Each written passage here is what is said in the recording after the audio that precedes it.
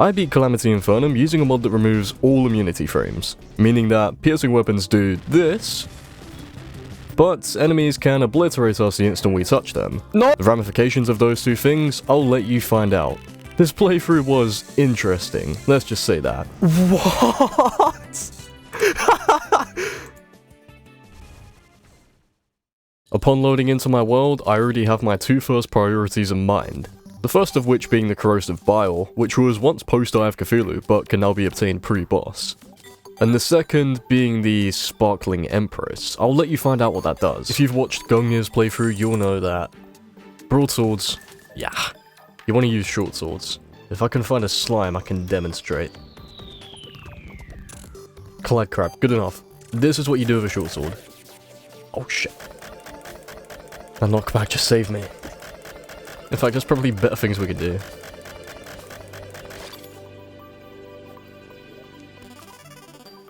Alright, Kylie could be big. I'm sure you've watched Gungnir's videos, so there's little need to explain, but essentially, if you can catch an enemy as a boomerang returns to you, you will completely shred said enemy. Shit, I forgot the immunity frames apply to the player too. Kylie's putting in some work though. I don't know why this thing just naturally pierces through enemies. Like, look at that. The Kylie, however, seems to be a complete anomaly amongst boomerangs, with it ripping through enemies no matter what direction it comes from. But anyways, early game really wasn't that much different. I found my cloud in a bottle. I kinda wanna see what happens if I just get tickled by one of their feathers. How quickly it disintegrates my health bar. Ah, the Call of the Void. I'm not gonna do it. I'll take that feather though. Oh! I did the good old Euromir frame perfect recall. Okay, that's not as big as you might think. Enchanted Sword is a non-piercing projectile, and the actual sword itself is probably not going to be worth using. So much shit I want to bin.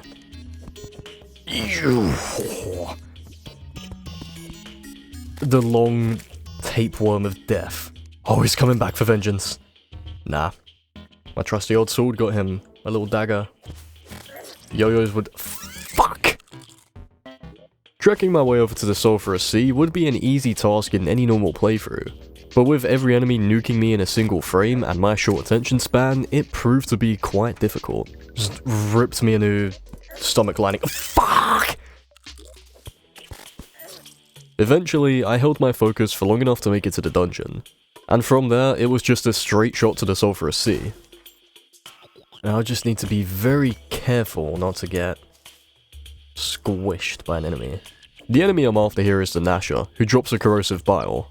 Okay, that right there is a Gnasher. To get the Corrosive Bile, I'm surrounded. Shit.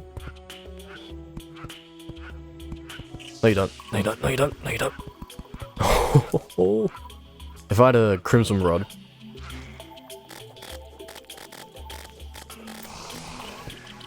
There's two of them, three of them actually. If I get lucky, we are going to be straight balling.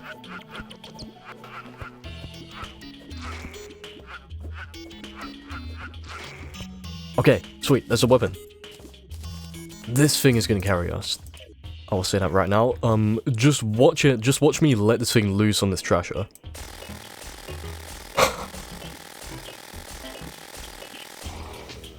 Okay, maybe I slightly overestimated it, but that is some kind of stun lock right there. With both the Corrosive Bile and the Kylie in my hands, I had two very formidable weapons at my disposal, and was steadily approaching my first boss fight. But I wanted to make sure I was fully prepared. I was suited, I just needed to be booted. I love this so much. It's so satisfying, it's like ASMR for my eyes. Oh, what the hell can I say? I'm the kind of guy that... Pause that thought. Hold that beer. Hold it for me. Pause. Hermes boots. We have a cloud in a bottle. We have Hermes boots. We're basically ready for any pre-hard mode boss. After going on a bit of a side quest and finding the ice schematic, I teleported home, made the magic storage, then attempted to craft a slime crown. Nah, I'm not doing hyper. Oh. It just lingered on for ages. The worst part about this is that my first corruption didn't even have any caves, so I had to trek all the way to the second to find demon altars. Okay, slime crown, and suspicious looking eye. I'm gonna just completely wing this with no arena, because we probably can. Let's see what King Slime's got for us. I know he's fast in Infernum. Or maybe Kylie? Yeah, that's dealing quite a bit more DPS. With the right weapons and synergies, we can hit levels of DPS never seen before, but we also have to essentially no-hit every single boss.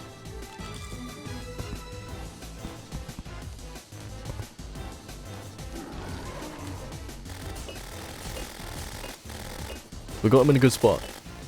Although he's gonna teleport up soon. King Slime is just not coming up. Here he comes. Go. Oh, I regret that now. He just really doesn't want to climb up. It's gonna be harder than I thought it would be. Maybe I'll stay on the ground. He's fast though. He's really fast. Nah, I'm fine. He's gonna die so quickly. Jump. Screwed it up. This is a fun challenge. I forgot to mention this earlier, but the enchanted knife staff I found underground was actually much better than I thought it would be. What's he doing? He's having a bit. Oh, hi. The projectile it fires pierces multiple times, which, with no immunity frames, take a wild guess. Jump over. I did it. I've done it. I beat the fight. Let's go. Yes! Okay. That first triumph over King Slime was exhilarating, but I wanted the slimy saddle, so I fought him again. Just run. Spray and pray. Oh no. I pulled it off. There we go. Come on. Slimy saddle. Yes. There we go. Luckily, I got my slime mount on my second victory, so all is well. And as I looked up to the sky, I noticed the sun beginning to set. I think you know what that means.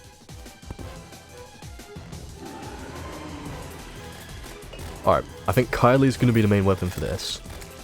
A lot longer ranged. The minions just insta-die.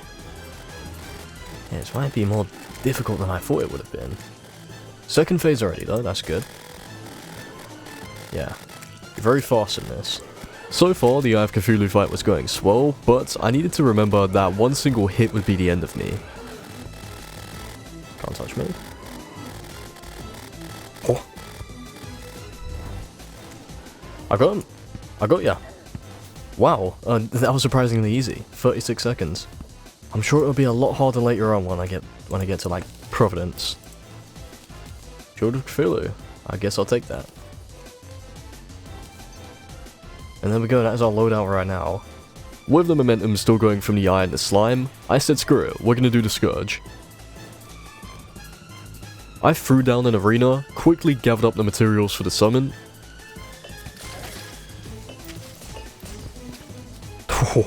And then got right to it. Got my Storm Lions, I've got the Contaminated Bile, which I think is going to be the main weapon here. Oh no, no. Alright, not bad so far. I say not bad and he's dead. Wow. I mean, what was I to expect? But I was still awestruck by the sheer speed of that kill. 17 seconds. That kind of made me want to go for sub 10. So I spent a while testing out the Scourge's own drops against him. He just spawned halfway dead. Fuck! What am I doing? Just do another Scourge for fun, why not? 11-second kill. I think the goal is to just... There we go, he's halfway done already. You want to aim for the head so that... Oh, okay. I think 11 seconds might be the hard limit for now then. Except, not exactly. There was something I'd forgotten about. Enter the Sand Cloak. Oh, no. There it is. Come on.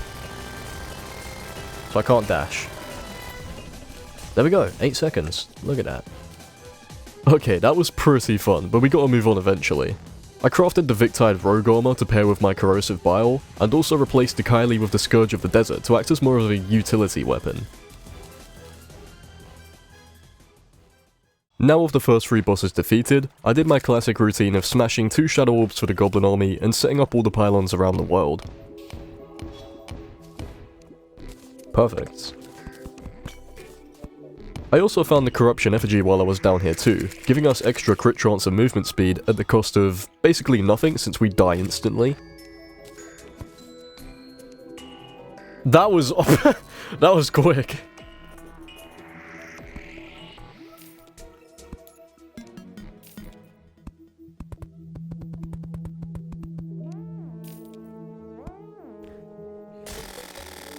No! I think if I place it here I should be good, because like, just in the pot- fuck. That's the cavern pylon, yeah. Just as planned, after all that pylon hunting, a goblin army was waiting for me back at home, so I took them out with some trouble. Oh, they can- they can hit me. Oh, they go high, they go real high. Well, there we go. Never mind. Now having instant travel set up across the entire world, I proceeded to the next phase of my plan. Fishing, which is how we'll obtain the Sparkling Empress. It's a very rare catch though, so I wanted to gear up with some angler quests, since even just a few potions or accessories could heavily boost our odds. After the first quest, I went to the dungeon to fight Skeletron? Infernum Skeletron give you an item called the Dungeon's Curse, which not only allows you to summon Skeletron at will, but also turns daytime to nighttime. And fight him again. Why did I do it? Wow. But knowing me, of course, I wanted to give him a few good attempts for the funnies. Let's go. I need to basically no-hit this, and I'm doing, like, average damage you'd have at this point. Kinda crazy. I'm probably... yeah, no, I am a lot better off waiting until this is on tier. Oh, I didn't consider that attack. Yeah, I need wings. So rather than taking out Skeletron, I went for a boss on our current tier, Crabulon.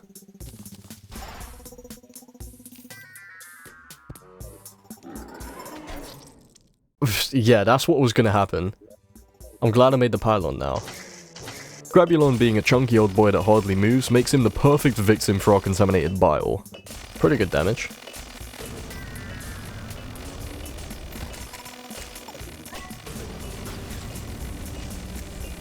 You're done for.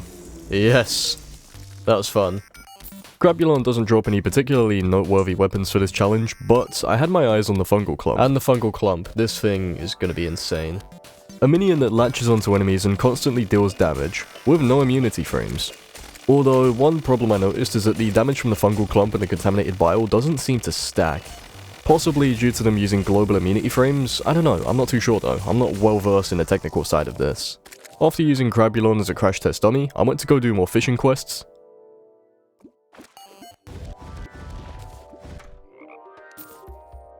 Grand Marquis bait already? Dude, if I get a sonar potion, it's over. It's so over. During downtime, I explored the desert to find the Sunken Sea, which was pretty eventful. Super Mario! Like, I can just play Terraria. Oh shit! I forgot that happens every single time. I am not a moron! No! Why did I do that? Could a moron do this? Could a moron? No, I'm not gonna do it. And teeth. Oh no, no, no, no! No! Not doing giant clam, no way.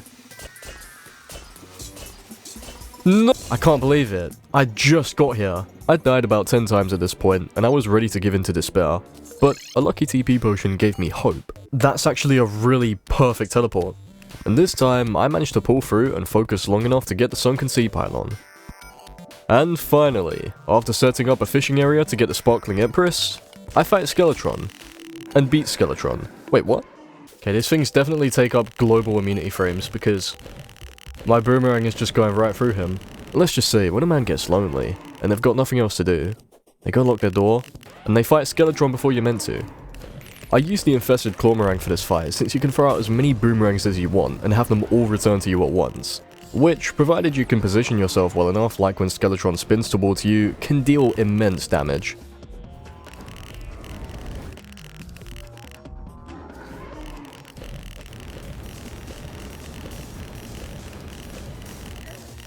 That was awkward.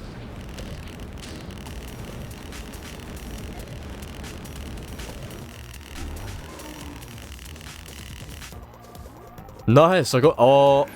I lived! Okay. That's Skeletron. So, I wanted the Sparkling Empress for the Eater of Worlds, right? And I've just taken out Skeletron. And that is the only form of cheating I'm gonna taint my character with. This gives me access to weapons from the dungeon, abyss, and shadow chests. Which surely would make the Sparkling Empress obsolete, considering it's a Sunken Sea post-Desert Scourge weapon. But, believe me, in this run, it's never the obvious choice. To make my life easier, I trek through the underworld to get the Wayfinder, dying a few times in the process. No! Alright, so, to escape, we're gonna have to go through her chamber. No! Why? Why did I do that? Wow. I could just go to here and dig down. Yeah, I'll do that. Give it to me. Huzzah!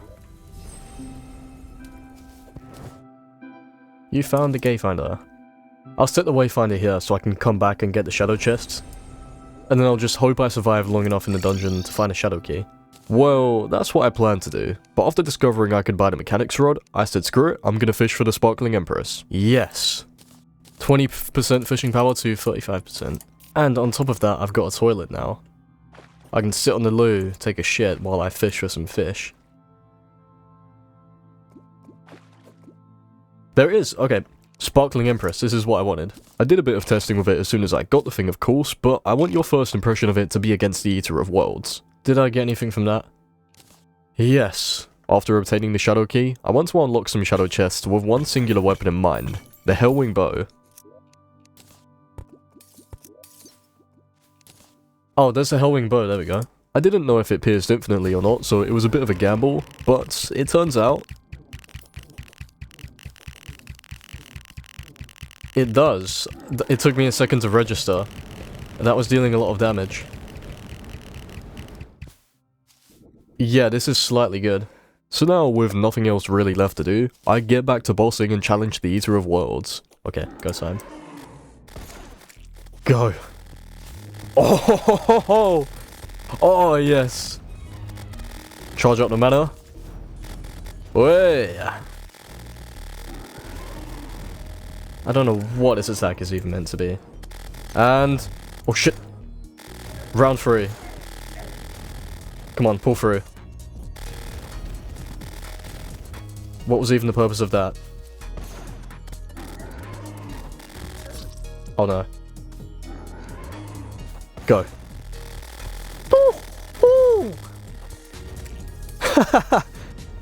I need to line them up again. Okay. Shit. The Sparkling Empress was literally made for the Eater of Worlds, but with my subpar movement and arena, dodging him was no easy feat. No, you just evaporated my health bar. Why would you do that? Get him to like fully, there we go, fully extend in front of me. Pause. Focus. Maybe for the final phase I use Hellwing Bow. It's far away again. It's gonna happen. Oh yes. Okay, Hellwing Bow. Come on.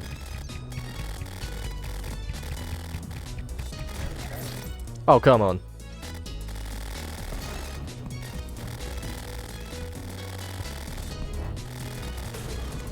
Got him. With us being post-Skeletron and having only just defeated the Eater of Worlds, the only upgrade I make is a Nightmare Pickaxe before I get right into Hive Mind. The Hive Mind. I'd also like to mention here that somehow, for some reason, you still get immunity frames from the Shield of Cthulhu's bonk. I'm not complaining one bit, I just thought it was a bit inconsistent with everything else. If ram dashes work too, then that'll make Dog a whole lot easier for us. Oh, I should have dashed. Now we're doing good. There we go. Look at that damage.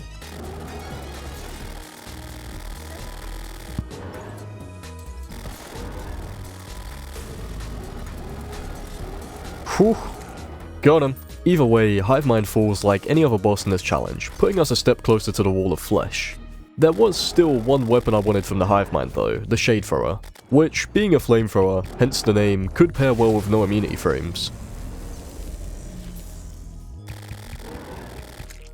Okay, Shade Thrower.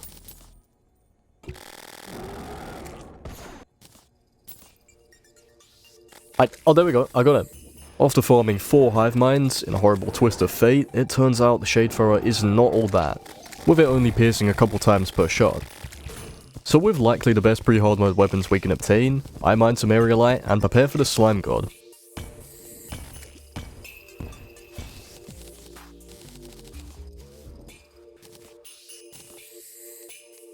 I don't want to make the Aerospec armor since I'll be upgrading it anyways. Oh, tracking disc!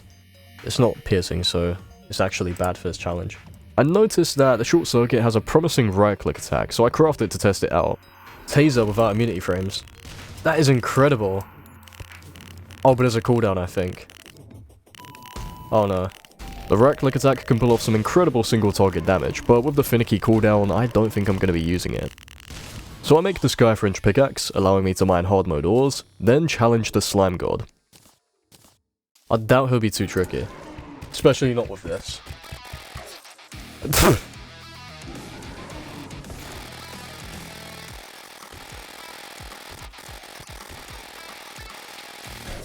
With the Sparkling Empress only being good for multiple targets, I switch back to the Hellwing bow, and that fares a lot better for me. Oh, that was so quick, wow. No, you're in different spots, so I can't do the strat.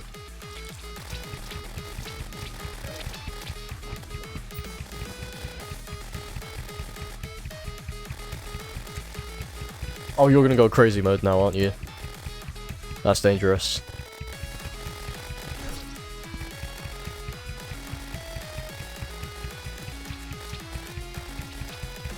Now it's just the Ebonian one? That's fine, you're dead. Yes, now desperation. I got this.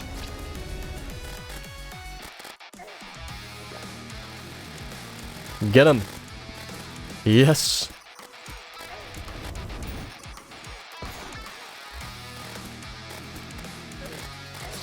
Oh no, you knocked me back and I messed up. There we go. And now I just run for my life. Or you get stuck again. There we go. Beautiful.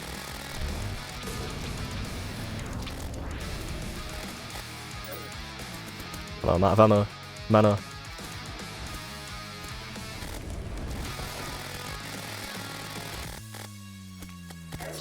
No! You're done for. Haha, there we go. I don't think this should have took 26 attempts, but I was playing for a few hours at this point, so my focus was beginning to waver. I'll take Electrolyte Gel Pack. The Slime God and its materials don't give us any promising weapon upgrades, but I do make the Statagel ranged armor to pair with my Hellwing bow. Jelly Charged Battery, that is a solid accessory right there. I'll also mention that the Herring Staff would have been really overpowered at this point, but Infernum makes it awkward to get, so I passed on it. There we go. Believe me, with our Hellwing bow and Sparkling Empress alone, we are going to be just fine. Easy. First try. Look at that damage. Wow. Beautiful. Lasers could mess me up. Now I'm good at Wall of Flesh.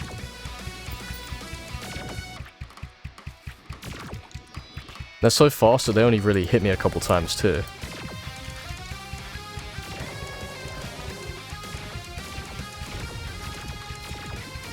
Come on, yes! And you're done! Alright, that was a bit of a fluke, but I got him either way. So I'm just too goated.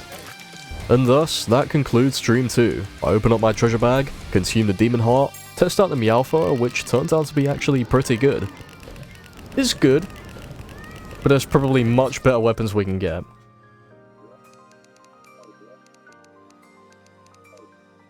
$102 times. Oh!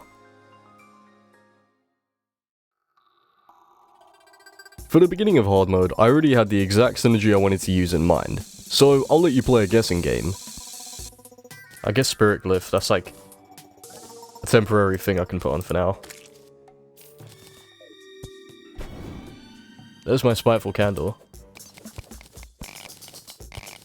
Did Chief Logan make like a call-out post on his twitter.com to say, oh, my bad, I'll give you the first hint for free. It's a rogue weapon, which I'll be using with the Titan Heart armor. Oh, I think that's pretty good.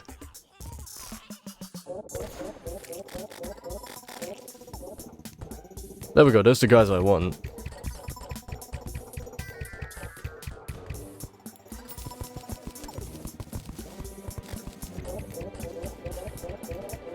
Well, there we go, now I can make the Titan Heart armor. I guess I'll keep Stagil armor on for now. Until I get...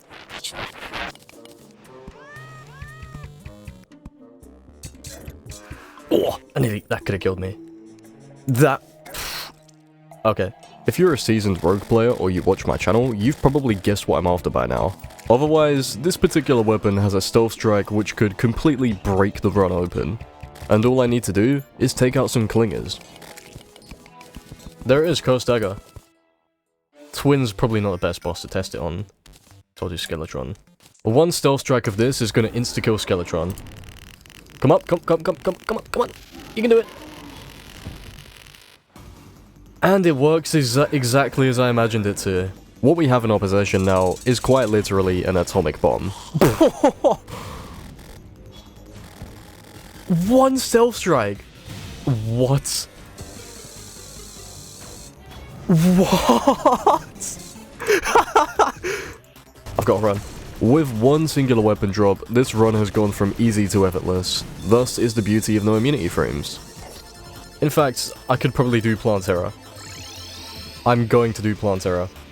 I didn't think this would be so broken. Whatever, go in my circle of death. Okay, well I'm gonna first try Plantera with the explosion, green explosion device. I have no wings, but you can be techie enough to not need wings. And there's the damage. Wow.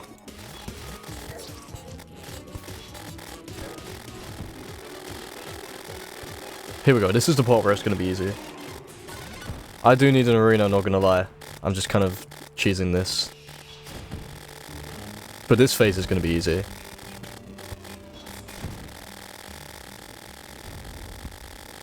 Now I need to set up carefully here so I can actually... Yeah, that's, my damage is completely ludicrous, but without wings, Plantera is just out of my league.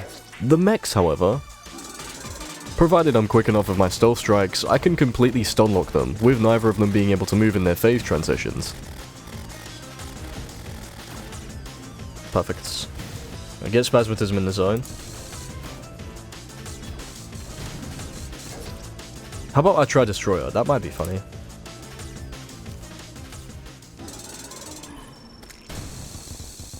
Yeah, about that.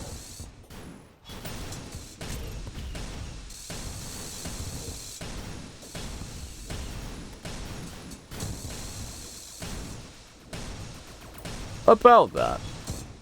It was nice knowing you for 17 seconds.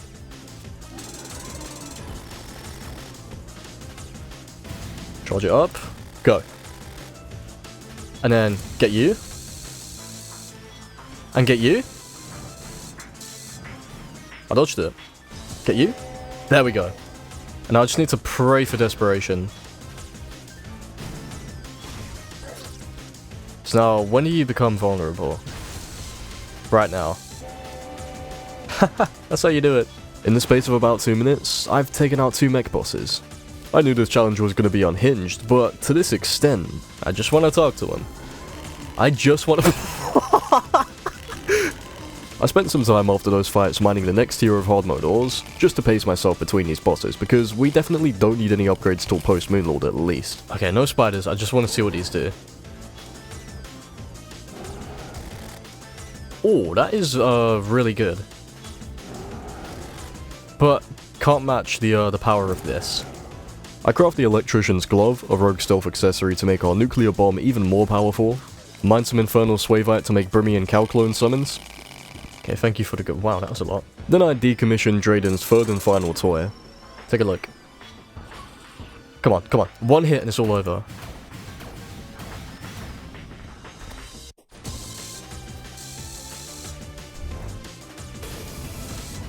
Got him. Now we just spray it and yeah. Not the bad attack. Oh no.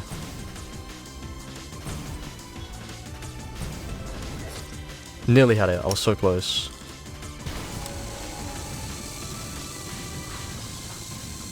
Come on, come on, come on! Yes! There you have it. There we have it. Drayden's just like in pure shock and awe. Face in his palm. It's like, what the fuck? What the fuck is he doing to my machines? This is far beyond the margin of my calculations. What the fuck? Now having obliterated all 3 mechs, I test out some more weapons that still don't even hold a candle to my cursed dagger. Oh, I missed. What? What is this thing? Ava Unit 01 straight out of Evangelion. Throws out a little thingy and you get the... that just... Okay, it's not that good in this challenge. A solar eclipse is a... Okay, sure. Death Sickle... Death Sickle doesn't pierce infinitely, as you can see right there, so it's not worth it. Wait a minute. And now it's nighttime. Pre-horde mode Cosmolite. Next boss, Cryogen. Let's get it. I'll be needing Cryonic Bars for life alloys later on, so I may as well defrost Cryogen now.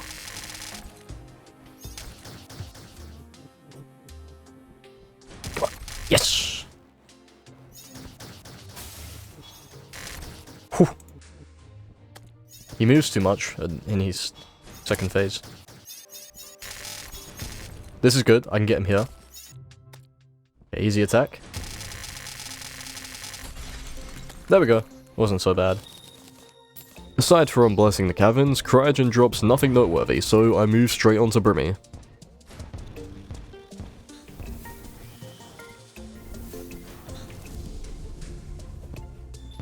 Come on, get out of my way.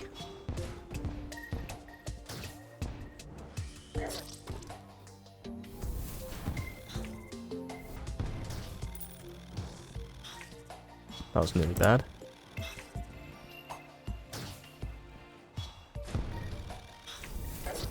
Oh, you went right into that. Oh, this attack, that's kind of bad. Easy attack.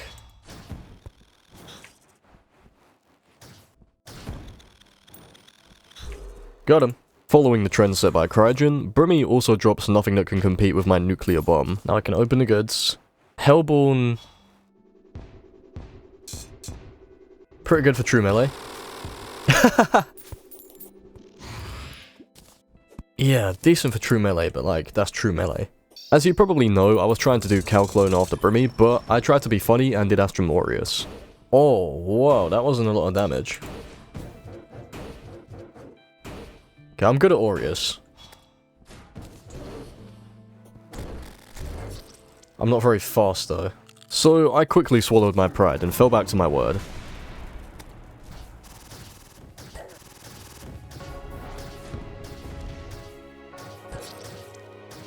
Amazing first attempt. Just doing the easy cycle again.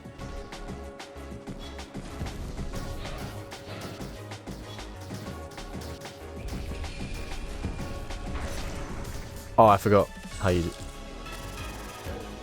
Why did I jump there? Brothers, let's go.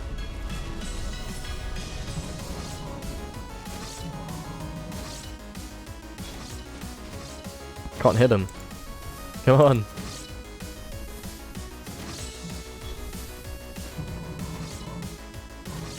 There we go. Son. Oh, it's fast. Never mind. Desperation. Oh, okay. I was so close.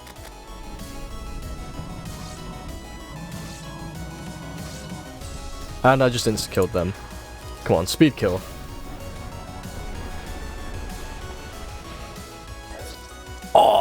so close. There we go.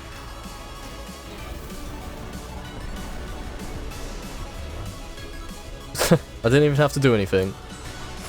That's the way to play the game. If Cryogen and Brumi drop nothing, what do you think Calclone is going to drop? Well, the last shit of Chaos seemed promising on the outside. Functionality-wise, it's perfect for this challenge, but still, the damage just doesn't compare to the nuclear bomb. It's not amazing, has nowhere near the same potential as the casual Cursed Dagger. As of right now, I was using a pair of dev wings I got from one of the mech's treasure bags, but after a 5 ever dropped, I upgraded my wings to the flame wings. So there's our wings. As you can see, the majority of my accessories are still from pre-hard mode, so I went and upgraded a few of them, mining some cryonic ore to make the ornate shield for a better dash. It just... Shame. Those are some weird iframe interactions, yeah.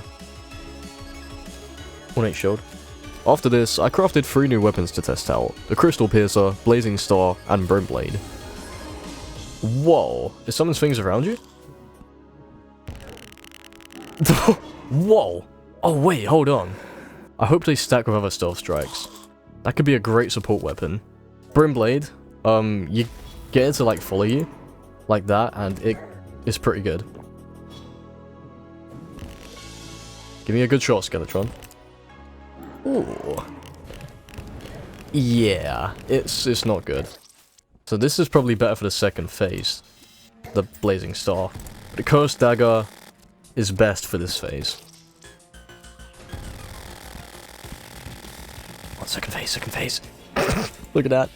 And now I get right up close and personal, and I just use this.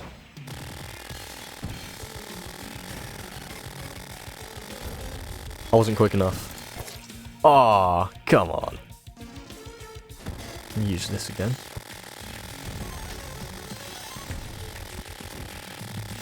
That's bad. No, she's dead. That's fine.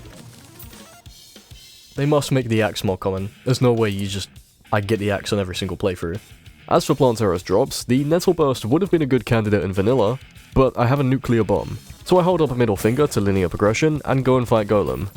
However, there is an even more difficult challenge preceding him. Thread the needle. That's, can I mine him? Good, I can mine him. Okay.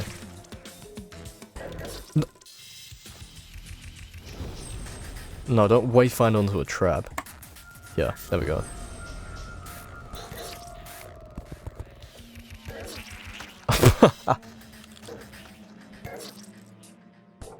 No.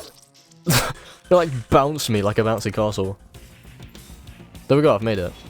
Now I just need to clear the traps in here.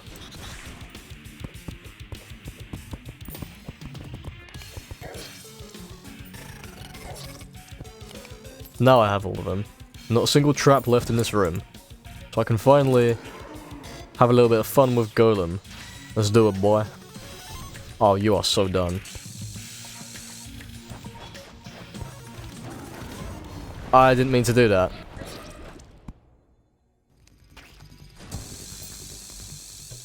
This is going to be real easy. I will say that. A little bit 7,000 DPS. Not who. Second phase already.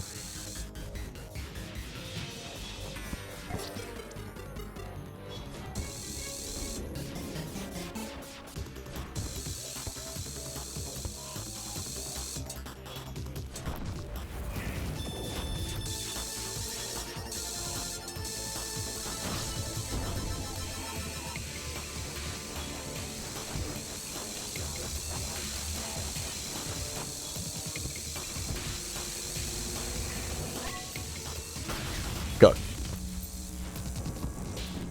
Nice, there we go. Golem, as anticipated, was a light breeze on a late spring morning. But what isn't a light breeze is the Aegis Blade. As I was looking through Golem's item pool, I noticed it, and if I'm remembering it correctly, it could be ludicrously powerful. It is a 10% drop chance though, so I might be stuck within these orange walls for a little while longer. Or should I say, Golem's the one stuck in here with me.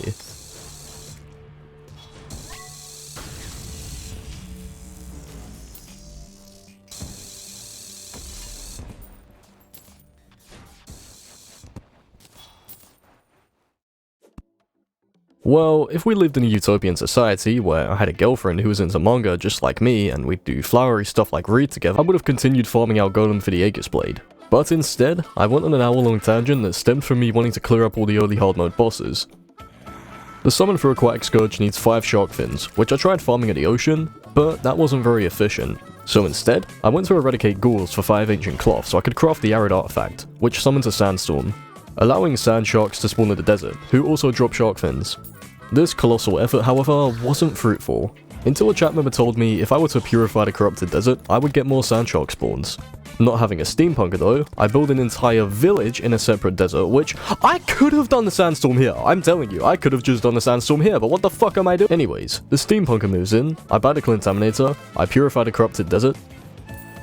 Then I give up on farming shark fins to go mine some scoria ore, which is when it finally hits me that I was farming golem yesterday for the Aegis Blade. There we go. No! After winning and losing to Golem for borderline half an hour, I open one of the many treasure bags and finally obtain the coveted Aegis Blade, which turns out to be completely dogshit. Another weapon to add to the poo-poo list would be the Piranha Gun. And I'll state here, if I don't cover your favourite weapon in this run, it's probably because it completely sucks. I think stealth strikes, lingering stealth strikes are just going to be the way, since they have high damage from the stealth effects. They stick around, and obviously they pierce infinitely, which means they can hit as many times as the mod allows them to. One small W I held onto in the Storm of Despair though was crafting the Ruin Medallion, increasing our rogue damage and allowing us to throw out stealth strikes even faster. The good loadout. Still feeling somewhat lost though, I decided to halt progression and farm blood orbs to get 30 stacks of every potion. That's surely a mimic. No, it's not. Wow, and it has a treasure magnet. Okay, let's see if it works. Oh boy, it works. Perfect. Okay, so I can just completely AFK this if I so want to. Even though it's not even that useful. Iron skin. And let the blood orbs rake in. So now I can make the rest of the soaring potions I wanted. Perfect. Now I've got all the potions I could possibly need. Now I had all the potions I could possibly need, I went to go and tackle even more side quests. Like farming queen bees for bee nades, to make a post-golem upgrade called the Plague Nade. Now I can make the Plague Nade. Not sure how good this thing's gonna be, but it's worth a shot. It sucks. Sadly, like with some other weapons, the immunity frame interactions are weird with this one. So yet again, I'm left disappointed, with the cursed dagger still being my flickering hope. With nothing really left to do at this point aside from moving forward in progression, I searched for the jungle lab and decrypt the jungle schematic, bringing me a step closer to a weapon I've had my sights on, all the while preparing for the Plaguebringer Goliath, my next boss. The chat member also urges me to try the Samsara Slicer. And there we go. So now I can make the Equanimity, and then I can make the Terra Disc. Being used to disappointment at this stage, I throw out the Stealth Strike and immediately jump to conclusions. Never mind, it sucks. I'll try spam, then I'm gonna go off. Wait, that was kind of decent. I'll try just exclusively spam. It's... well, okay, that's pretty good. I'll try like Calclone or something. It just sticks. It really just sticks to her. I think we found a new champion. Oh, we have. Wow. To put it simply, the Samsara Slicer blew my expectations out the water. Not only was this easier to use in the Cursed Dagger, but also dealt even heavier DPS. DPS that could very well carry us into post-Moonlord. With the Samsara Slicers having carved out a reputation for themselves already, and sliced Calclone into a million pieces, I introduced them to Astromorius, who still proves to be too tanky, much like with the Cursed Dagger. That's some pretty good damage. Well, actually that's not that good. Like, he has so much defense and damage reduction. He's just such a tanky ass boy, that's what he is. So accepting defeat, I replace my Flame Wings with the Hadal Mantle, then move on to the actual next boss, the Plaguebringer Goliath. And my Ram Dash does work too. That was insane.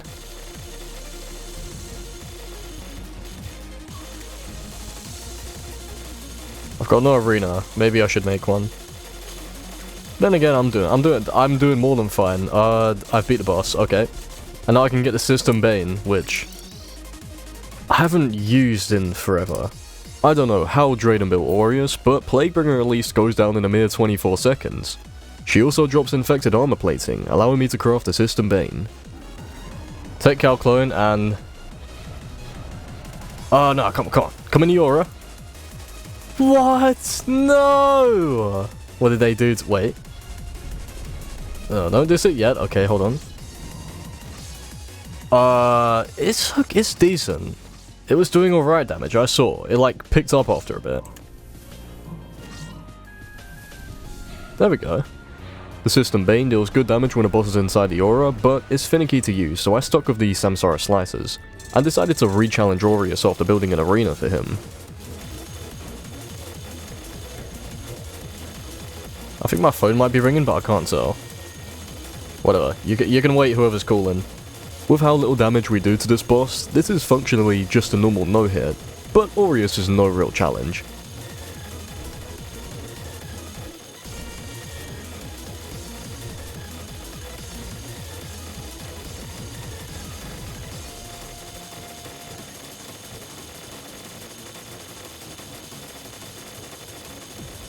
Close one. Ah. No! I got caught. Ah.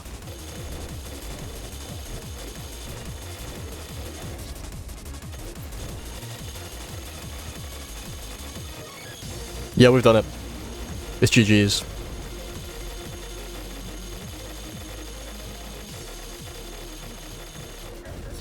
Nice.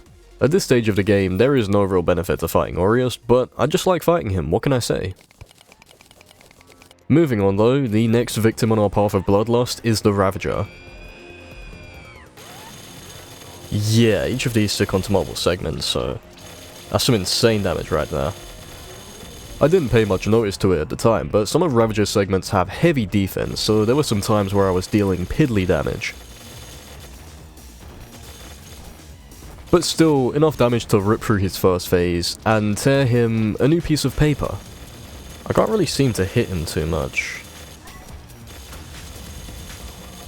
There we go, that should do it. And that just got taken out immediately, and he's dead. Don't be a dumbass, there we go. Whoa, Ravager! I even got the 10% drop, the Vesuvius. Huh.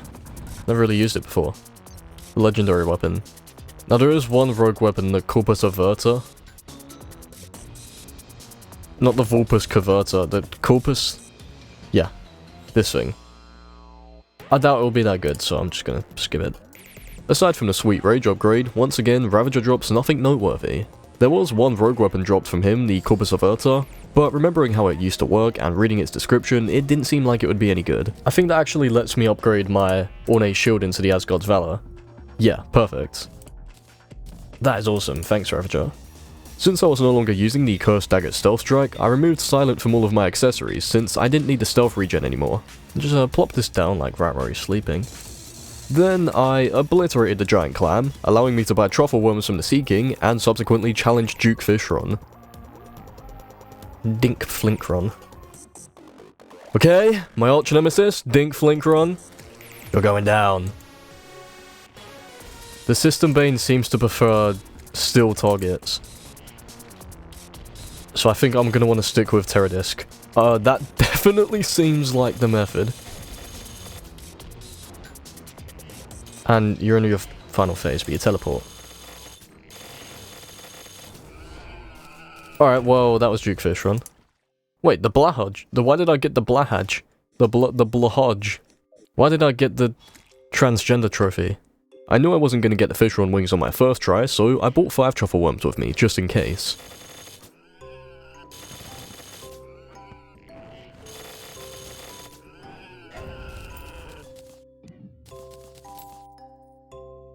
There we go. This playthrough really is just a boss rush, isn't it? First it was the Nuclear Bomb, and now it's the Slice-O-Matic 3000. Anyways, with all the post-golem bosses down, aside from Empress of Light, since I couldn't be asked to do her, I take on the Lunatic Cultist, and how do you think this is going to pan out? Yeah, this really isn't even a challenge, is it? Alright. I just realized Elemental Disc is probably going to be on par with this thing too.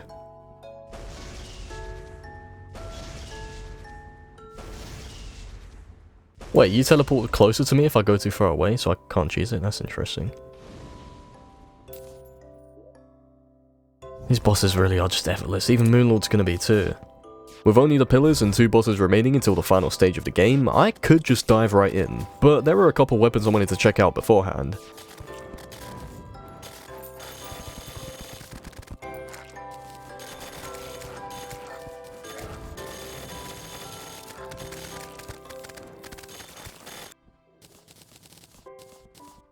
With enough meld blobs now, I make the 2 rogue weapons from them, the Star of Destruction and Shot of Antumbra. Shot of Antumbra first, it says it like sticks into them? Oh, that was nah. Star of Destruction on the other hand, that exploded. Wait a minute, that's different.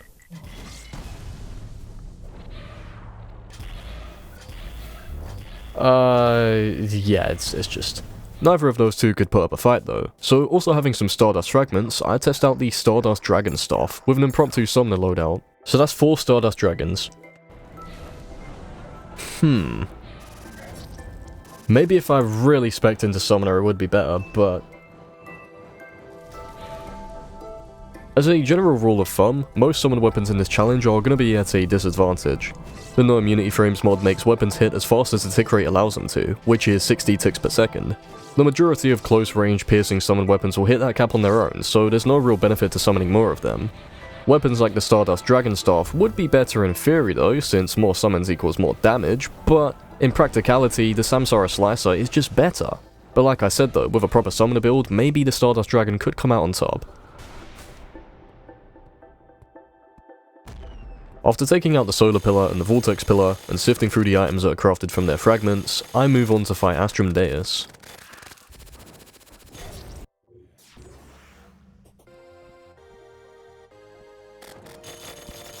Why are you fast all of a sudden? Oh, that's why.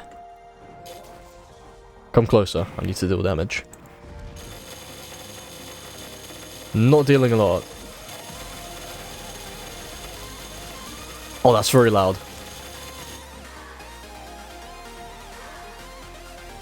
No! Maybe Duke's Decapitator could be worth using. Or Star of Destruction. Actually, I know what would be worth it. Let's bring out this old legend, the Cursed Dagger. Bringing back the dagger was a good call. 1 stealth strike from it shaved off almost a tenth of Deus' health.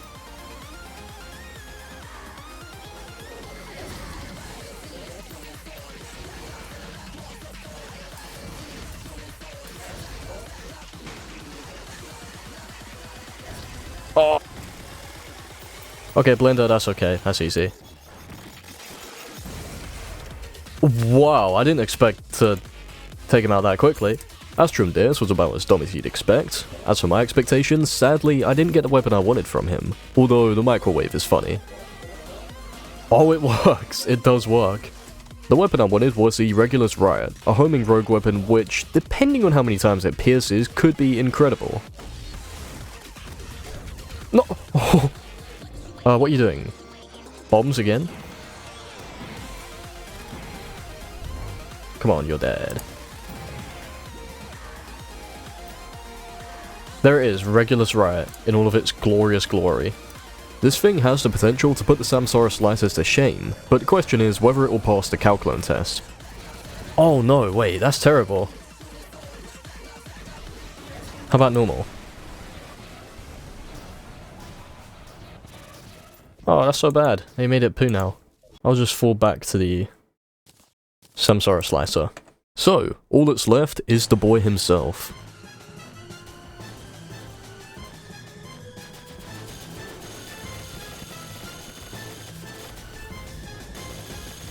Wait, really? I'm on this phase already?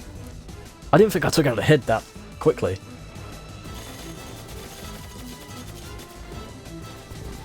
Oh, there's still the remnants of the other one.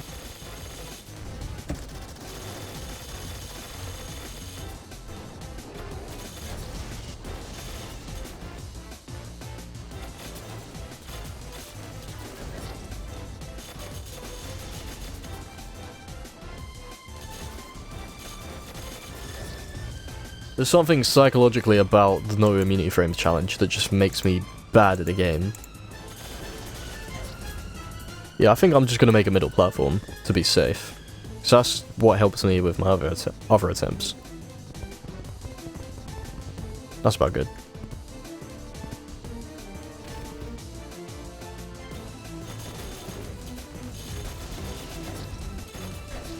Oh, I couldn't tell you why I was so rusty at Moonlord here, considering the amount of practice I've put into this boss. But considering the things I've done before, this is just a small hill on an open field.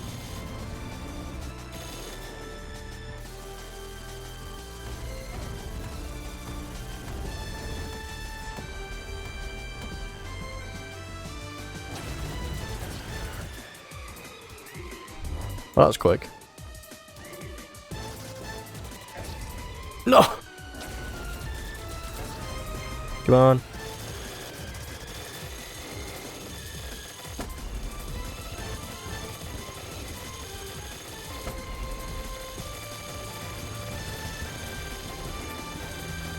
Oh, that was quick.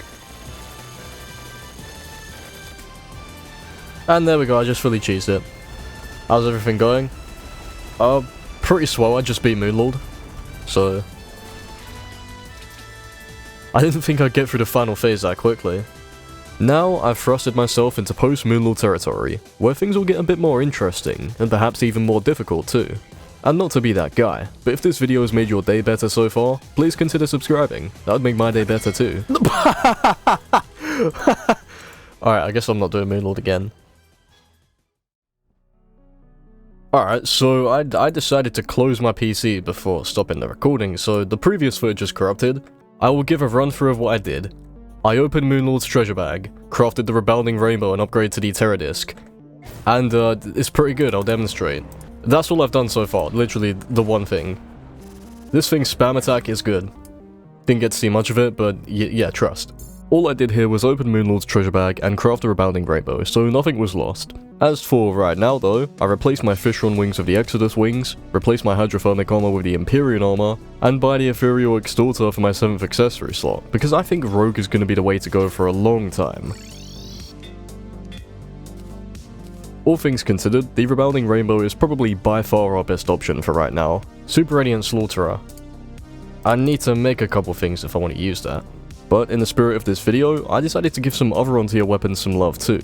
This is kind of an unfair comparison for all these weapons, considering I've got like a heavy rogue DPS build. Pretty good.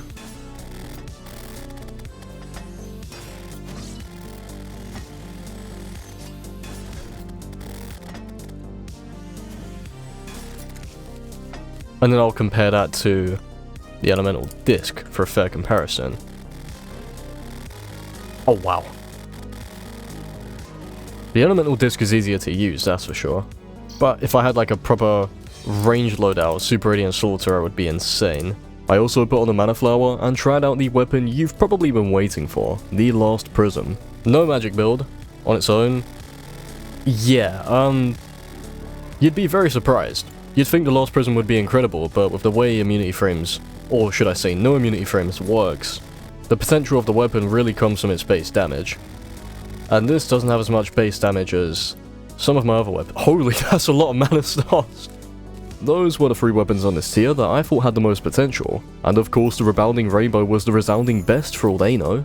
So I hopped back on the progression train, and went to the underworld to farm unholy essences. Then I crafted the Profane Shard, and like a sniper's bullet, went on a straight shot to Providence.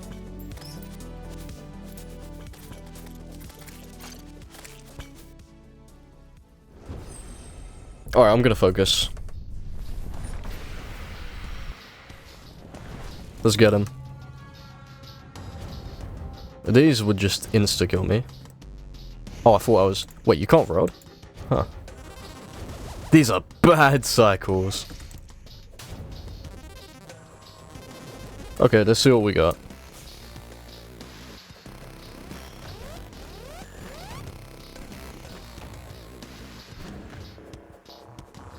Oh, that was slightly quick. Oh no.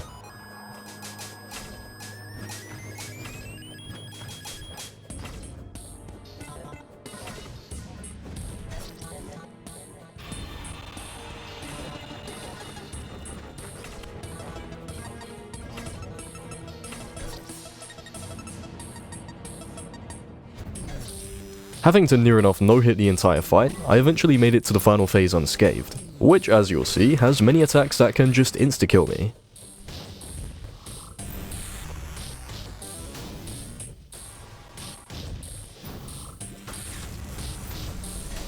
But with a lucky adrenaline burst I charged throughout the entire fight, I ended the final phase in mere seconds, and so my path to Providence was now unobstructed. So make sure it's nighttime. Summoning Skeletron. Anyways, yeah, Providence is easy. Oh, no, I was confused there for a sec. I've accidentally summoned nighttime Providence. I got them confused with Empress. Okay, let's try nighttime Providence. Let's not try nighttime Providence.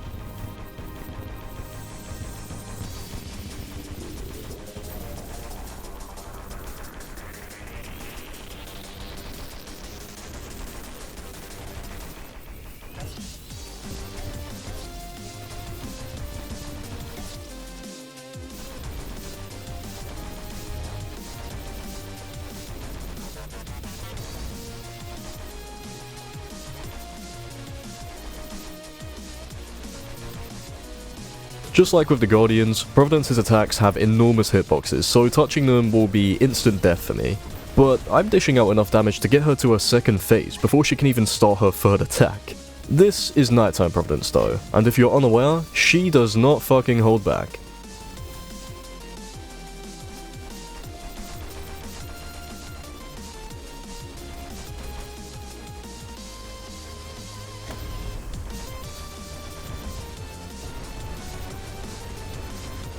This ain't good.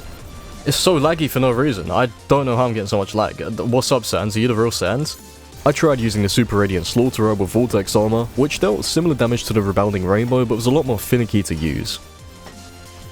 Yeah, this is so awkward to use. Really awkward.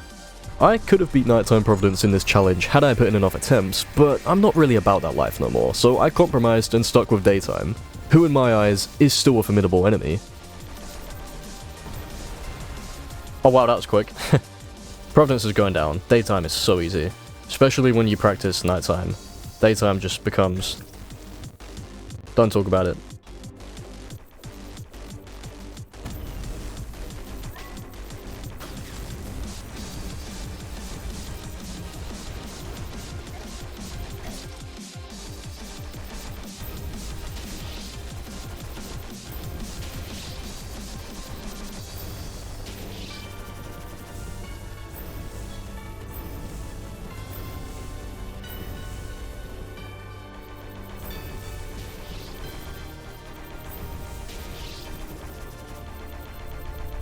I'm actually not doing that much damage, to be honest. Actually, I should do a lot more here, though.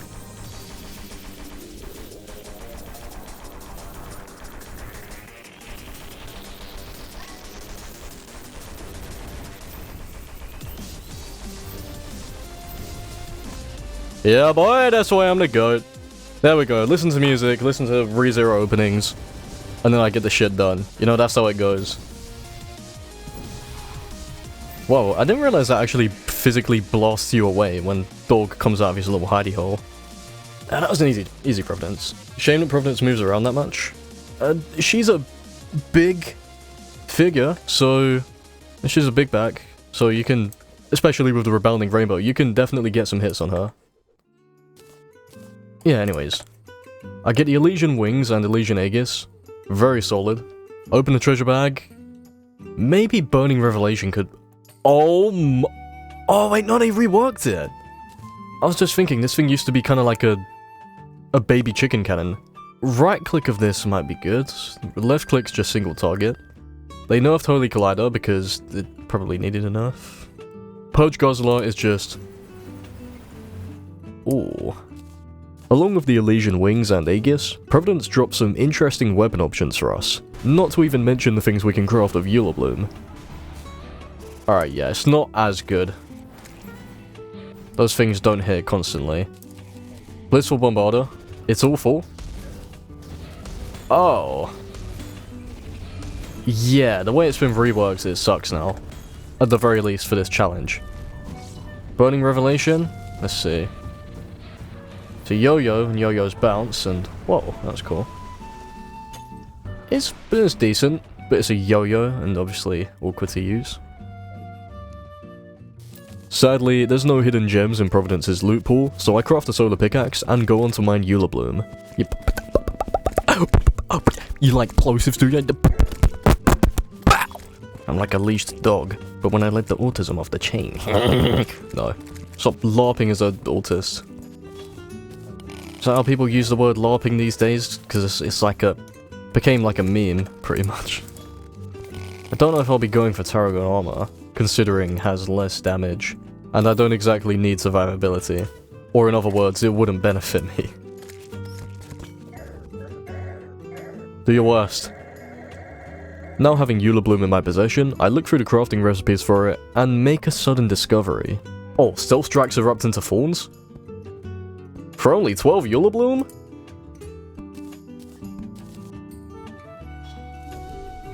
Oh, yes, it's the one. Oh, but they don't stick around for long though.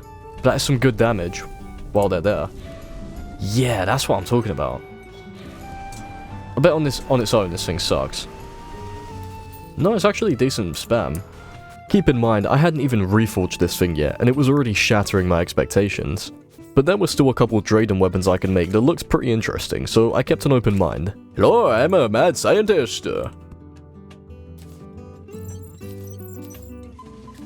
As I was 3D printing Drayden's feet, I upgraded my Ruin Medallion into the Dark Matter Sheath, and put on the Electrician's Glove to take full advantage of stealth.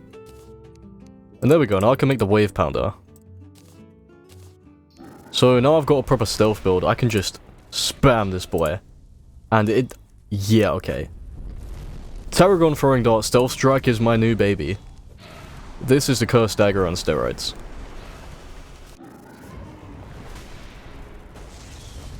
Ah, Wave Pounder sucks, okay.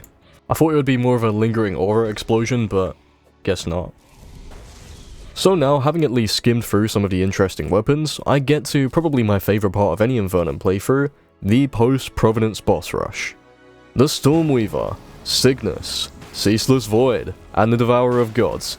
But what about Poltergeist and Old Duke, you may ask? I don't like them. But seriously, ever since my craftless playthrough, thank you for all the support on that by the way, I've just found Infernum Dog remarkably easy. I'd probably be good at Old Duke if I practiced, but Poltergeist just sets my PC alight. Spam is decent. I'll just stick with stealth.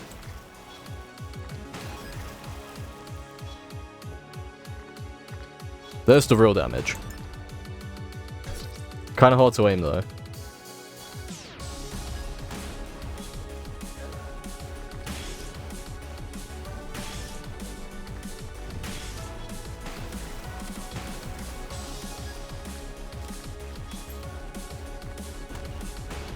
Damage is surprisingly normal, not gonna lie.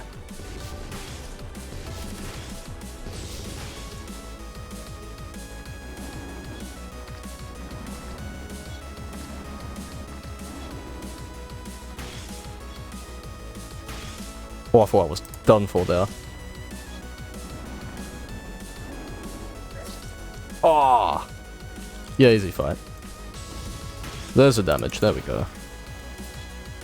No!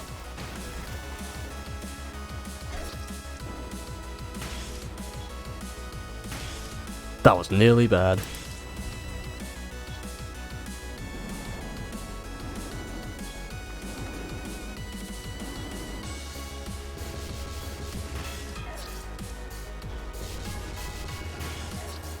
Okay, I need to dash away instead of towards.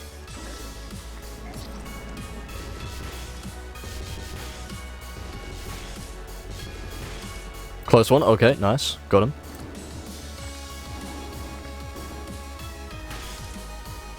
Nice.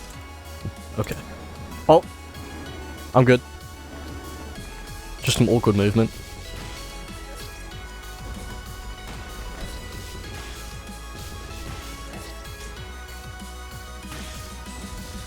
There we go.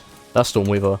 I'm a bit disappointed I spent that many attempts on Stormweaver, but at least this practice made me a lot more consistent. It sucks. As far as I can tell. Stormweaver's drops and the weapons crafted from armored shells were nothing too eye-catching, so I just moved straight onto Cygnus. Let's do him. It's gonna be hard to hit because he's so fast. Which means also hard to deal damage to him, so I might have to switch back to the Rebounding Rainbow. Yeah, I think definitely. Spam Throwing Dart? Maybe? On top of being hard to aim, the forms from the Tarragon Throwing Dart Stealth Strike didn't even hit the boss half the time since he moves so much. But the Rebounding Rainbow lags my game to hell and back, and also dealt less damage. So even with me getting pretty far into the fight, I inevitably switched back to the Spam Throwing Dart.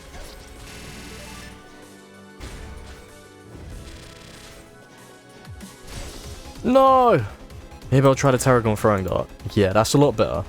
Don't know why I didn't think of that in the first place. Although I did think of that in the first place, but then I decided to use the Elemental Disc instead. But when you can get some hits, this is some serious damage. I dashed the wrong way.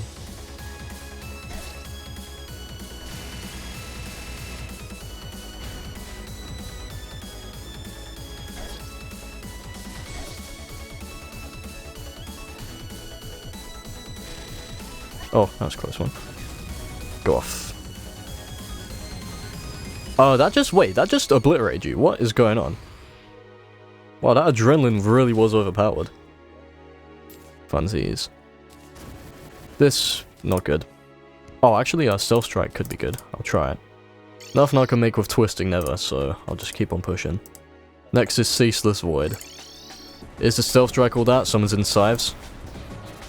Nah, it's not good. Anyway, Ceaseless Void. Yeah, it's first phase. First phase is gonna be easy. Come on, stop. There we go. So now I just... Infernum Ceaseless Void is a peculiar one. Every time I fought them in the past, I've basically just fluked the entire fight. But with every tiny mistake spelling out my demise, even with insane DPS, this is still gonna be a challenge.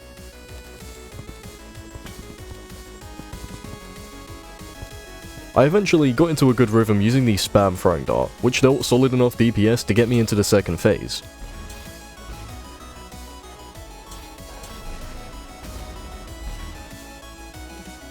Oh, that's good.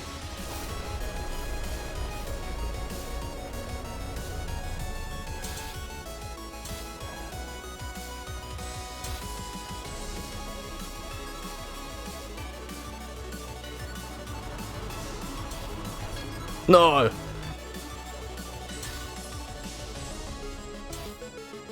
Got it. Now Black Hole. It's really just chance whether I get past this, not gonna lie. Oh, I'm on this side, that's not good. Actually, that's fine. That was insane luck right there. Yeah, that was insane bad luck. Thing just spawned right on top of me. Got him. Thread the needle. Oh, yes.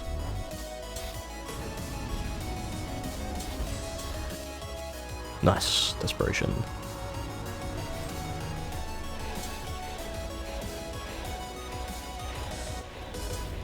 That's right, I actually have to damage you here. Nearly got it.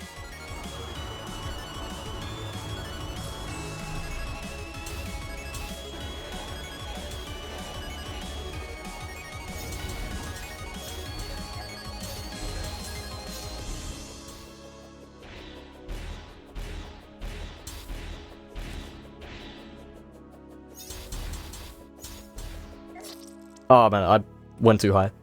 The majority of my attempts would end at the black hole attack, but I'd gotten to the desperation phase quite a number of times now.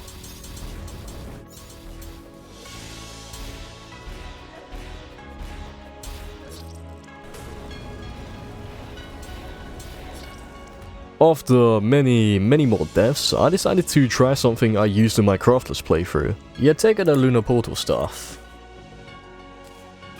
Give it a savory reforge.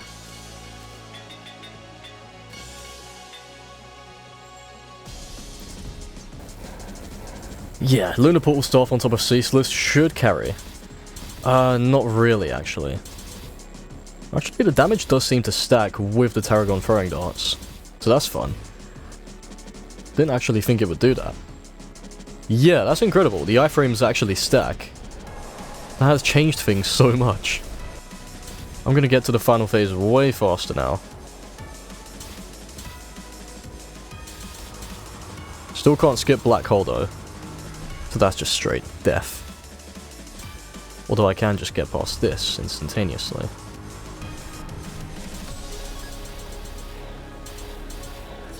So I had my cut the line pass to the desperation phase now, I just needed to get past that. I'd also like to ask you a question. What's better than one lunar portal staff? More than one lunar portal staff.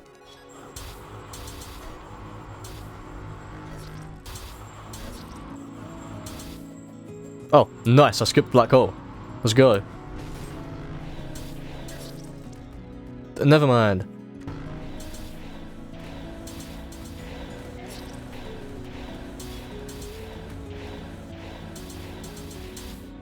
There we go.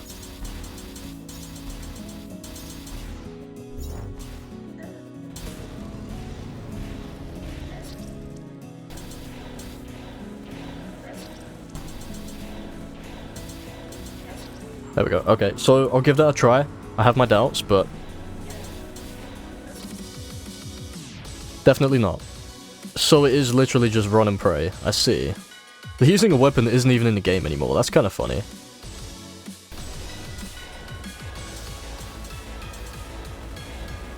Okay, so it seems fast is the way for that one at least. In this one you just want to be calculated and precise. Like that.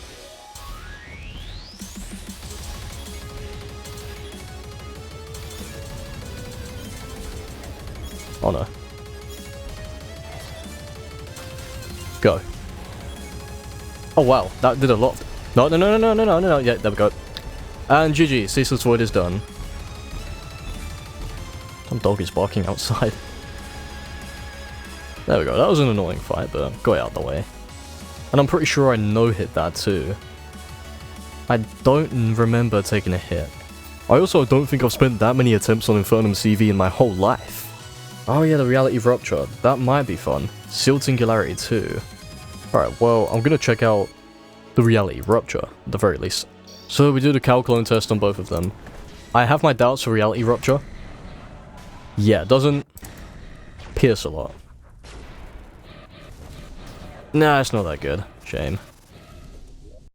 Well, guess it's just these two then. Stick to my guns. With Ceaseless Void having no viable drops and no outstanding crafted weapons either, despite me spending a whole hour on them, I finally get to move on to one of my favourite bosses, the Devourer of Gods. So I'm probably just going to deal normal damage to Dog, but it's going to be a no-hit. That's insane. Yeah, good. Ram Dash works perfectly fine, which is very, very lucky to have.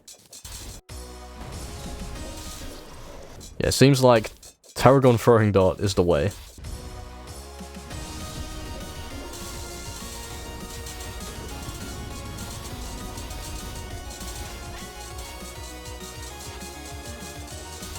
I don't have an infinite flight mount. I need the Witch's Brim.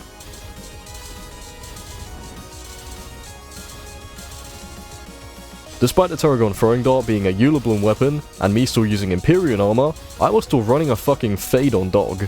But even still, I wasn't that far above the average DPS you'd hit on this boss, and the risk factor too. With a bit of luck, I could tank 2 hits from the lasers, but Dog's body itself would evaporate my health bar instantly. Just got lucky there. Wow, that lag. That's not good. That's fine.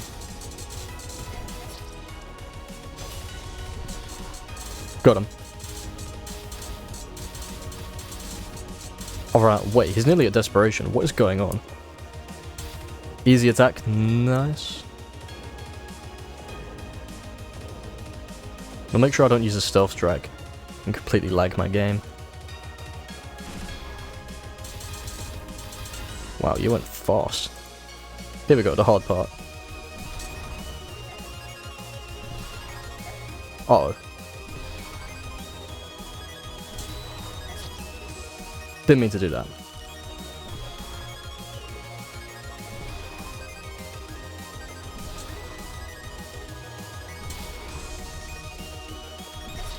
Oh, I forgot to dash.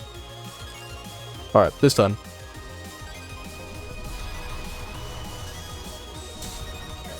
Bruh! Weird angle. Uh-oh. That's bad. Now for the long one. Oh, this one. You're done. Wait, might do another portal phase. Yeah. Yeah, you're done now. It's over, boy. So glad I done dogged the stream. Feeling of knowing that one mistake kills you. It's exhilarating when you win, but despair-inducing when you lose. And there we go, there's dog.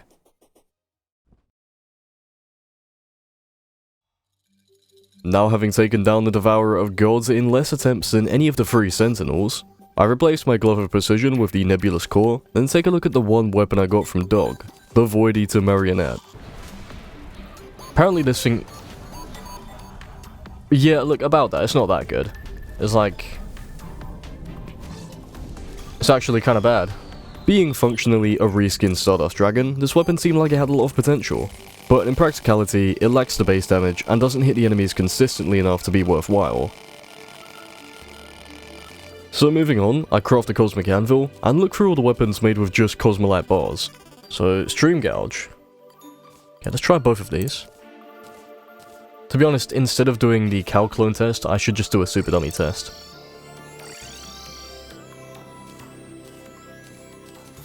Well, just to have a frame of comparison, I'll see what the Tarragon Throwing Dart can do. These aren't even reforged. Essence Slayer's no good. Whoa. What the fuck? So I'm just poking the little boy through the portal, and then these guys come out. Okay, when you focus directly onto the target dummy, that is incredible DPS. In fact, this could be good for Exos. Okay, so Stream Gouge is amazing. Essence Flare is dookie. Cleansing Blaze is probably gonna be insane. Executioner's Blade, no. God's Paranoia, oh. Wait, that could be something. Surprisingly not as potent as you'd think. I guess it doesn't have as high of a base damage. Then, God's Paranoia, the rogue weapon.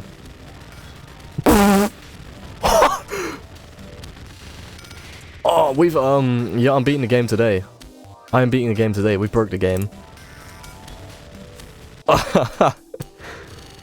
So we've completed our quadrilogy. First it was the nuclear bomb, then the Slice-O-Matic 3000, then the, dart, and now, a spiky ball powerful enough to instill fear in even the gods.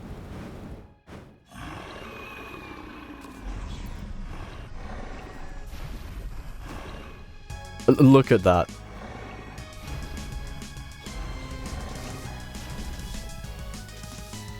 Next sub-phase already?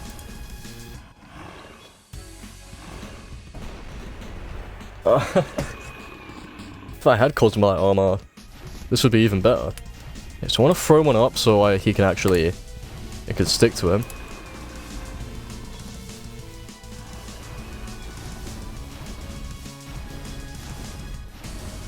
It really just sticks to him no matter what. Holy.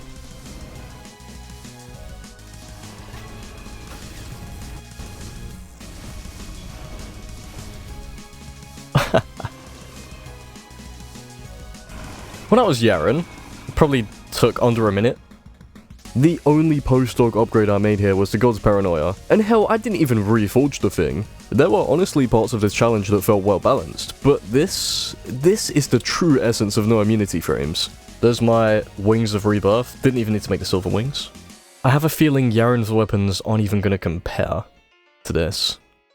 I will test the Murasama just to make sure, but I think with the way it interacts with immunity frames, it's not gonna be good. Could be mistaken, but... oh, that's a bit good. So it does have funny immunity frame interactions. Certainly not as potent as this. But yeah, Godly Murasama, broken in its own right. If I used a full melee build, it would probably be rivaling the God's Paranoia. Not Bosom Pickaxe, although that would be pretty nice. Blossom Pickaxe. Since crafting my spiky ball, the gods have collectively filed a restraining order against me, but no known or unknown deity can compare to the likes of Drayden, so I want to make my utmost preparations before 3D rendering his butt cheeks. I complete the 2 holiday events in the solar eclipse for Ascendant Spirit Essences, then test out a weapon a certain someone recommended. Okay, as valid user 19 has so politely requested, I have crafted the Ice Barrage. Now, who do I buy the blood runes from? You. Let us now commence forth with testing on the Ice Barrage. Do I not have enough mana? You serious? Oh. Let us see. Oh wait, no, I needed to do it on a target dummy. Okay. Oh, it does! Oh, right, okay. And in another world, Ice Rune would have been insane had I used a mage loadout. Moving on, I make the Dragon Fruit for my final max life upgrade, not that it's necessarily needed. Then go on a nice calm before the storm trip to mine some Auricore. And no, it doesn't insta-kill you. It's always good to keep secrets, makes you a more interesting person. Life advice. From Reg W. With Auric Bars and Ascendant Spirit Essences acquired, I could now make the Auric Tesla armor. However, I was missing one key ingredient. Oh, I need to do Poltergeist? I've been on enough tangents already, so I'll keep this somewhat brief. To nobody's surprise, Poltergeist is completely effortless. However, half of the fight's length comes from the Desperation phase, which I have to borderline no-hit. Oh no. Even with the increased agility from endgame wings, this is and was still no easy feat. I'll write this first.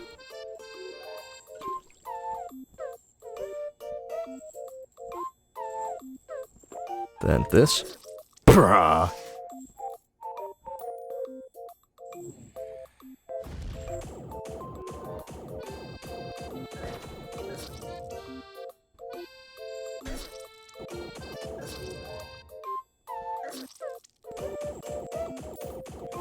Slowly. Slowly does it. Yes! Get in! There we go. I'm officially good at Poltergeist Desperation. Now, I don't really care about anything from you. Extra heart I'll take. Now with that out of the way, I can make a full set of Blood Flare armor, and ultimately the Auric Tesla armor. There we go, slight upgrade, 76 defense to 166.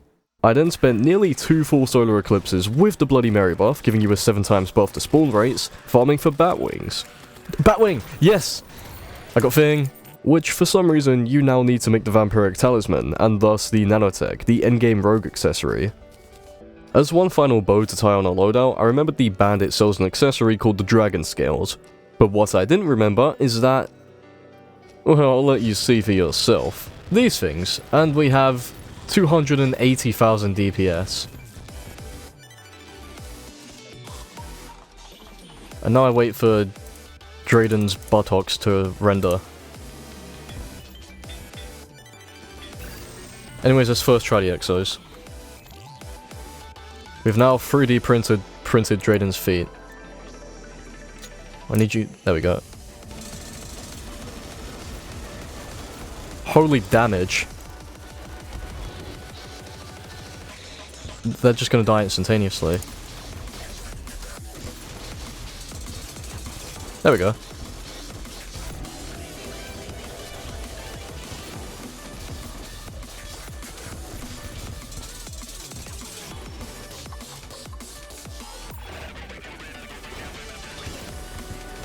Oh, that's so much lag.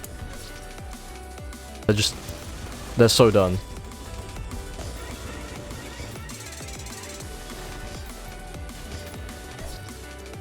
I keep forgetting to dash. Trust me, I'm not that bad at the game. Couple damage.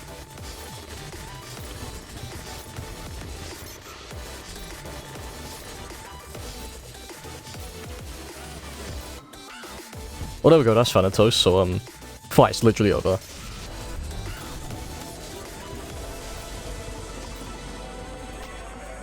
Perfect. Okay, now we do Twins Desperation phase.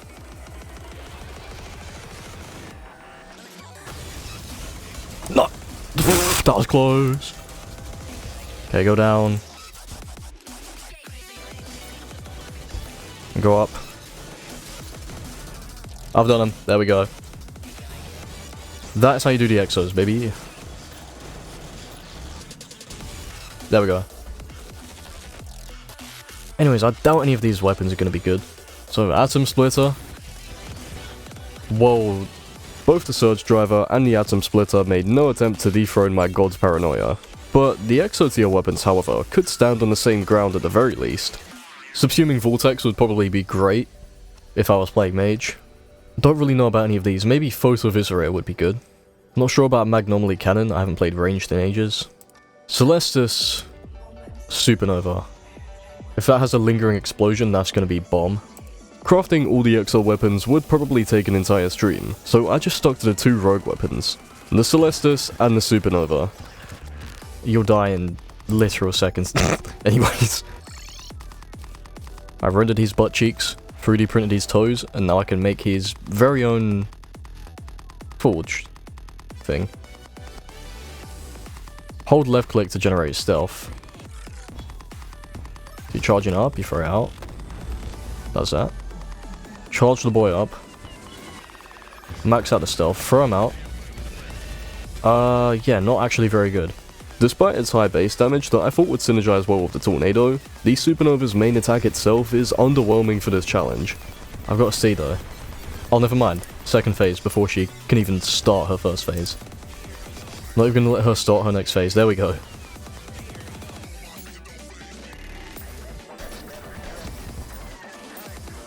There you go, Molten Amputator.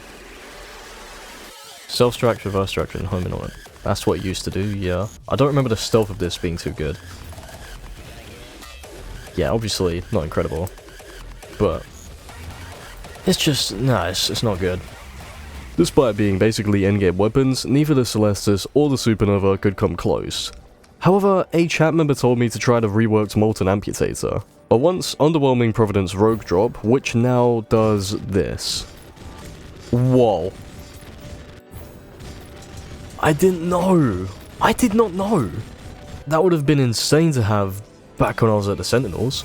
You know, I'm trying to think of something cool to say here before I go into the final fight, but this challenge really is so scuffed that nothing even comes to mind. So, let's just go and utterly burn the witch with 1,000 cosmic flames.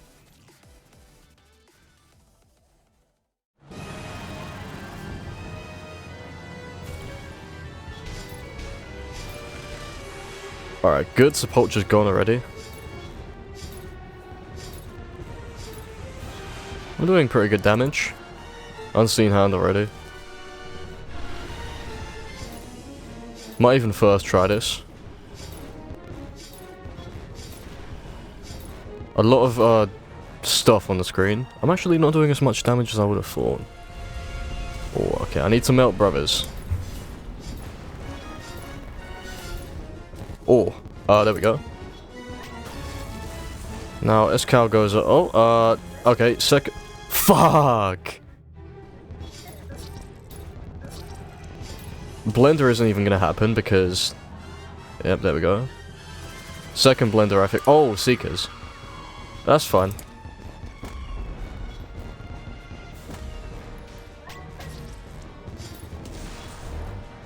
That was fast. No! Oh, I didn't see it! Now there's gonna... Oh, that went... Whatever. Cheese it. Now I'll take Seekers. And that's fast.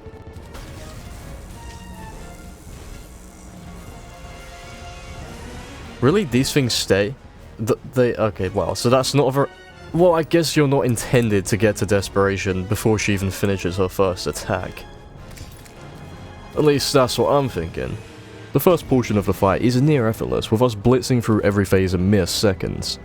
But the Brimstone Witch isn't going to go down just like that. Her desperation phase is probably longer than the entire fight preceding it, and I can't take a single hit.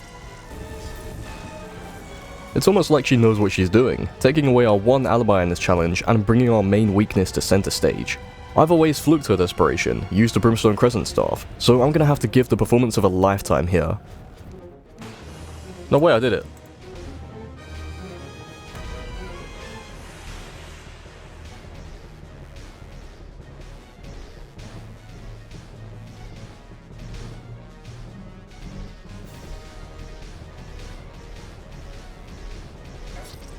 Oh, that was close. Despite this though, even my best efforts weren't enough to conquer her final gauntlet. If I can get more accustomed to that final attack, that crescendo, even by just a sliver, then I'll have a winning shot locked and loaded. Screw it, I'm just gonna get past this attack.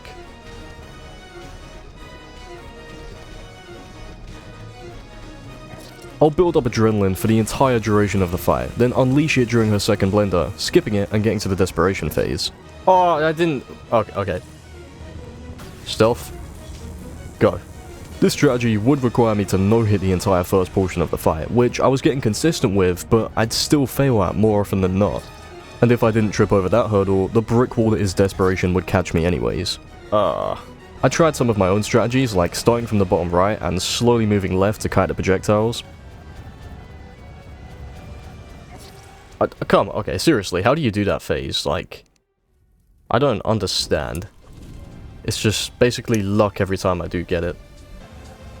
Slowly up. Oh. On this attempt, I tried starting all the way at the left, then rushing over to the right and circling back, kind of like a loop-de-loop.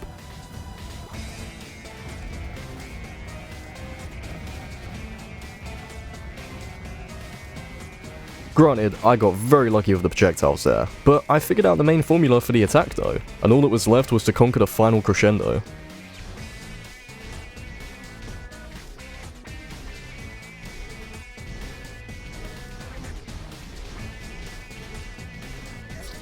Okay, maybe don't dash. I put down the Aether Monolith in the arena for a change of visuals, and holy, it looks awesome, doesn't it? And I think it actually contrasts better with the attacks, so I'm keeping this on for all of my playthroughs. Like, seriously, I feel like a Night King right now. Maybe I should try this on more bosses in my next run. But let's get back to the dragon that stands in front of me. A chat member recommended me to use the Godslayer dash for this attack, which I remember being quite taboo in no-hits, but I'm not about that life no more.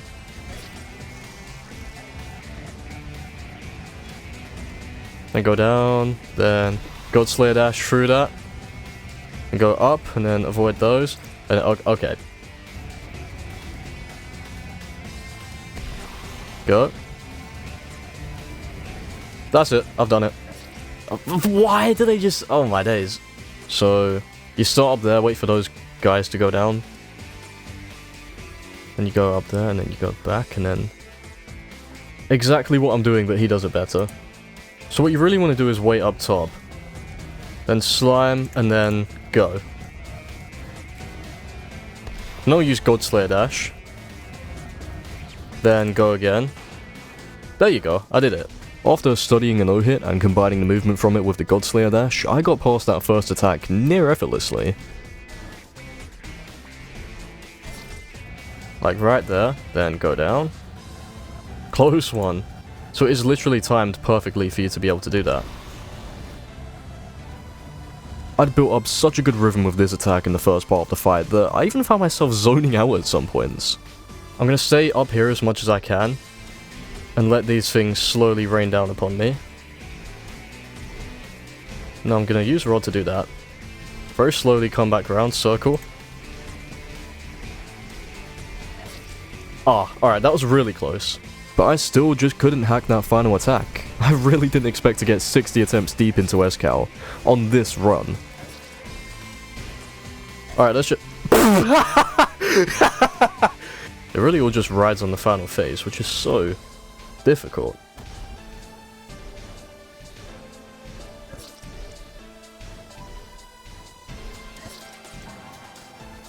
I did it.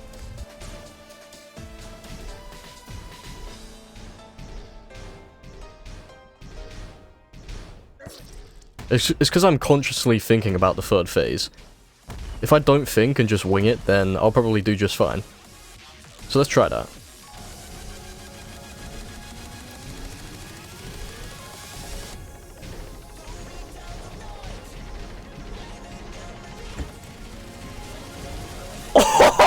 What? That was pure luck! Oh, that is so cool. I've got to watch that back. That had so much aura. So yes, to no one's surprise, it is possible to beat Calamity Infernum with a mod that removes immunity frames. The journey's come to an end, but there's still the epilogue, so let's try out some of the Shadow Spec weapons. So obviously it deals damage. Oh, okay, it has immunity frame things going on. Look what violence does. Oh yes, that could be really overpowered. Oh. That's just more satisfying than anything. Isn't even as good as this, but so satisfying. So first of all, Crystal Crusher is a must. So now I should be able to make the Nano Black Reaper. Yep, there we go. And then I also, before I try out the Nano Black, I want to make the Scarlet Devil. Souls of Night I think I got from Demon Auto, so yeah, there we go. But that's everything I can use for now. Scarlet Devil. Oh, okay. So the base damage does work really well with the Tornado. So that just kind of passes through like that. Although no, spam, it creates a little lingering explosion, which is still really good. Oh, that's pretty cool. Yeah, well, Scarlet Devil spam is going to be the way. Nano Black Reaper sucks. God's Paranoia doesn't even compare to Scarlet Devil. I think Valid went, but this is for him. You put a little boy, and then it grows. Oh, that's a couple DPS. You gotta have it right on the mark, though. Oh, there's no climactic thing that happens afterwards.